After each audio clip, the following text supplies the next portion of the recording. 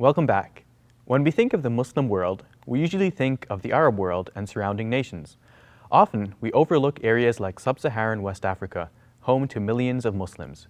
Today, we'll look at the history of Islam in that region, with a particular focus on Timbuktu, an important center of learning in the medieval Mali Empire. To embark on this historical journey, we're joined by Dr. Abdullah Hakim Quick. Dr. Quick is a senior lecturer at the Islamic Institute of Toronto, head of the History Department of Al-Maghrib Institute, and outreach coordinator for the Canadian Council of Imams. He holds a PhD in West African Islamic History from the University of Toronto. Dr. Abdullah, welcome to Let the Quran Speak. Assalamu alaikum wa rahmatullah. Wa alaikum assalam wa rahmatullahi wa barakatuh. So your PhD was in West African Islam from the University of Toronto. What really brought your interest to that region? Well, basically, as an African American, we have a search for roots because African people were brought into the West, as slaves and political prisoners. And so within the period of slavery and colonialism, we lost our identity. And so it's a natural thing, for an African American, whether from Canada, US, Caribbean, South America, to search for family, language, and roots. So that really was my search, as sort of a life journey. The study of the U of T is only the academic part, but really the passion is from my own family and from my own desire. Okay, so we wanted to zoom in a little bit in this interview on Timbuktu because it sort of symbolizes the culture of learning that took place in that region in Mali. Was it called Mali at that time? It was the Amazigh, or the Berber people, the Sanhaja, who take you across the desert. So they are the original inhabitants of the Sahara region. And it was literally a sea of sand. And when the Muslims came, they developed trade routes to go across. And so they would, with the Amazigh people, the Sanhaja, they would go across. And there were certain key cities below the sea of sand that were the places of trade. Because right below the sea of sand is the Niger River. And below the Niger was the largest gold deposit on earth at that time, active gold deposit. And so therefore the trade from those cities was a bristling trade, and they became, really wealthy at that time. And so the Berbers, the Arabs and the other Muslims, will be in the north. The Berbers take you across. And then at these cities that were the basic trade ports, the local people would be the Fulani, the Hausa, the Mandinka, the Susu, the Wolof, all of the West African nations. They would meet at these trading posts. And the leading trading post was Timbuktu. Timbuktu originally did not exist. When the desert people, who are sometimes called Tuareg, when the men cover their face in the desert. So when they would come down to the Niger River, they were getting sick from malaria, mosquitoes. So a very intelligent woman who was a merchant, her name was Baktu. And so she made a base for the Tuaregs to bring the goods, which was about 12 kilometers north of the Niger River, in the desert. So they wouldn't have to go all the way down to the river? Right, so they dug a well. And in the Tamashek language, which is the Berber, one of the Berber dialects, Timbuktu means the well of Baktu. Okay. So literally it was a base of trade around the well, because water is life.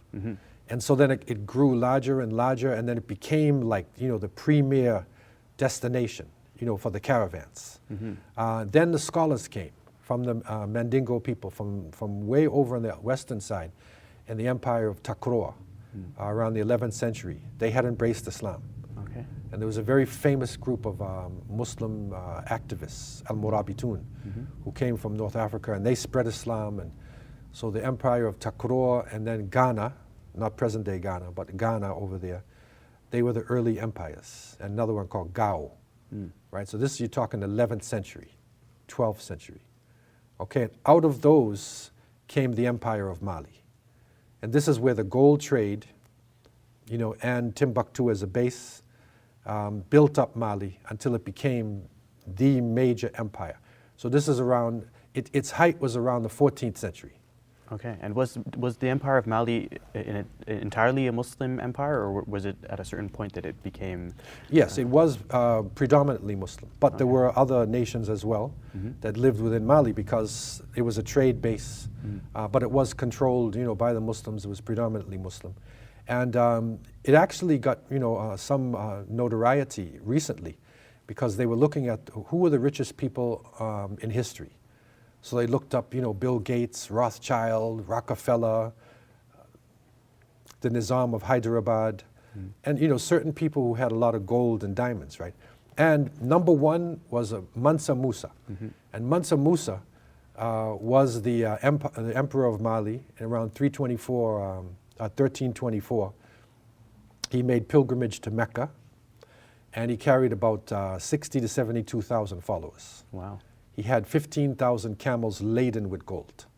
Like they had so much gold when they depict Mansa, it's like an orange in his hand, like big pieces of gold, right? And so every place they went, they changed the economy. And finally they came up to Egypt and they made pilgrimage, and on his way back, he built a mosque everywhere and schools, and he brought back scholars from Egypt, which was the center of learning at the time, Cairo. He brought back scholars, and so he revolutionized Islam there. And in how West did he get Africa. so rich? Was it just the fact that that area was so had so much gold? Yeah, I mean, literally, they controlled the gold mines below the Niger River. Okay. And it was a secret. Nobody could go down there. Only their people could go down. And it was like active gold mines. They're like literally digging out gold like grapefruits and oranges and, sending it across. And gold as the international currency. So pound for pound, he was the richest person who ever lived on earth, pound for pound. And this is important because that breaks the stereotype of African people as very poor and African nations as poverty-stricken nations. And for a long time, when you use the word Timbuktu, you think of somewhere out in space. So they say, okay, go to Timbuktu. Go to the moon. Yeah. But Timbuktu, by the 16th century, it became, it switched from just being, a trade-based city into scholarship, because they're in the middle of the desert. So the most important thing to them was gold, and then books. They got into books. They got into learning. And so by the 16th century, you have the Sankore University had 25,000 students. Wow. That's 1/4 of the population.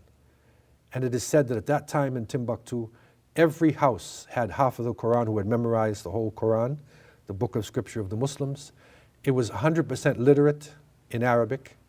Every single man, woman, and child could read Arabic and speak it, along with their local language. And were they focused at the university there, was it entirely on religious studies, or were there other sciences being studied as well? Yeah, so for them at that time, they would study the Quran, but they also studied astronomy, biology, chemistry, medicine, math. It was an integrated curriculum with the Quran and with Islam as the base of the thing. So it was integrated. And that's surprising. And I even found that back in the 16th century, in the famous book of the history of the Sudan, of Asadi, he talked about one of his relatives who went for a cataract operation, and it was successful. Where was he coming from? From a different part of? He was from West Africa there. He went to a place called Jenne, which is right next to Timbuktu. So they were literally doing cataract operations. They were in high-level astronomy. And that's shocking to a lot of people who look at West Africa and Africans as being ignorant and knowledge coming from north-south. So that's part of the thing of knowledge being in the south and going north. Okay. So it's a different concept altogether. So what would you say is the legacy of Timbuktu, and how did it transition into modernity? So Timbuktu really was the capital of knowledge. I call it the empire of knowledge in West Africa. And from there, scholars went to different parts of the region, all the way over to Central Africa. And of course, in the north, they were connected to Cairo and Fez and whatnot. So it's that central point. And surprisingly enough, we even find from the slaves and political prisoners in the West, African people who were captured, scholars from Timbuktu. There's a scholar in Jamaica who was actually from Timbuktu. And you find in Brazil and other parts as well. So the scholarship went out from there. Do you mean in the early part of the transatlantic slave Right, from trade? the transatlantic slave trade, all the way until then.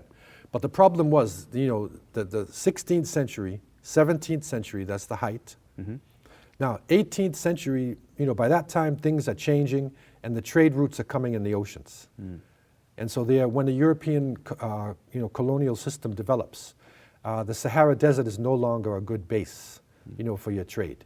So the trade went down, and most of the trade was going down to the coastline now. Then secondly, by the 18th century, 19th, this is when the French came in and they colonized, and the British, they colonized. And so Timbuktu went down as a city. So by 1898 or so, Henrik Bath is a famous traveler. And this is part of the international travel groups. They, you know, they want to travel the world, and they said, like, you know, then he was offered a reward by the French, you know, to reach Timbuktu, because no non-Muslims were allowed in Timbuktu for about 400 years. Wow. So who would be the first person to go to Timbuktu? Right? They made a joke out of it because they couldn't get there. But by the time Bath got there, it was a dusty city, and it wasn't the same. But what is really remarkable about the city is that many of the great scholars of Senegal and Nigeria and other places trace their roots to Timbuktu, like Sheikh Uthman Danfodio, who I studied, you know, in my, you know, PhD dissertation, and other great scholars. And also the fact that the books, many of the books are still in existence. So when the former president of South Africa, Thabo Mbeki, you know, went to Mali on a diplomatic tour, they said, we're going to take you to Timbuktu for a cultural trip. And he said, okay, don't joke with me. Right? He said, no, Timbuktu's real, right? So they went to Timbuktu, and he found hundreds and thousands of documents written by black African scholars. So literally a race was on, you know, to you know, preserve these books. Documentation centers were set up, and it's still considered to be an important place. There's a lot of politics and fighting going on in that region now, but those books are really important, and Timbuktu remains, you know, as a symbol of Islam in West Africa, as advancement. You know, it breaks the stereotype, you know, the negative image of African people that the people of the West and that Muslims may wrongly have, you know, about what happened below the Sahara. Okay, great. Now, there's so much more we can say about Timbuktu. You did a documentary that's available on YouTube. Could you mention the title of that if people want to see more about so this Timbuktu? under my name, Abdullah Hakim Quick, Timbuktu, Empire of Knowledge. Okay. So you can go online and you can literally download that and watch the journey that we took. We took a film crew from South Africa, and I was fortunate to be able to speak with the scholars. And this is an important documentary now, because after the recent fighting in the desert there, many of these scholars have died, and they've taken their books to the desert. So this is a really historic documentary that was done, where you can still see the legacy there in Timbuktu. Okay, thank you very much, Dr. Quick. Hey YouTube, we hope you benefited from this video. If you liked it, or if you didn't, let us know in the comments below. And if you're interested in learning more, check out some of our other videos. And don't forget to subscribe so you can get new videos every Monday, Wednesday, and Friday.